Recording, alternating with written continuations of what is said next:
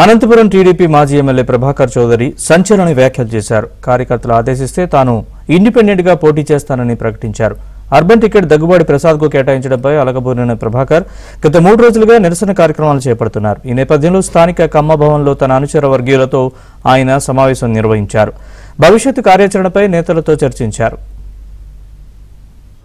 నేను పనిచేసింది ఈ పార్టీనే ఇవ్వాల్సిన బాధ్యత మా అధినేత చంద్రబాబు నాయుడు గారికి ఉంది. మేమేం తప్పు ఎక్కడా చేయలేదు.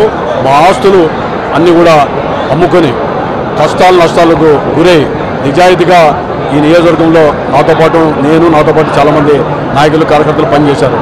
తప్పుడు పనులు చేసి పార్టీ అధికారంలో ఉన్నప్పుడు 5 ఏళ్ళు అనుభవించిన 1-2 వ్యక్తులు తప్ప మిగిలిన వాళ్ళంతా కూడా కష్టాల్లో పార్టీలో ఉన్నారు. అందుకనే మేము ఎట్టి పరిస్థితుల్లో కూడా పార్టీ విధానంలోనే కొనసాగుతున్నాం. పార్టీ కొనసాగించాలని చెప్పి మేము అభ్యర్థిస్తున్నాం. కార్యకర్తల అభిప్రాయం ప్రకారం నడుచుకుంటానని చెప్పాను. కార్యకర్తలు ఒకవేళ రేపు స్వతంత్ర అభ్యర్థిగా వేయమంటే స్వతంత్ర అభ్యర్థి కూడా పోటీ చేయడానికి సిద్ధంగా కాదు. కలిసి కలుపుకొని పోవడం అనేది అంటే ఏంటిది అంటే కష్టాల్లో కలిసి కలుపుకొని పోయింటే నష్టం లేదు. నేను వీళ్ళందరినీ కలుపుకొని పోవాలి.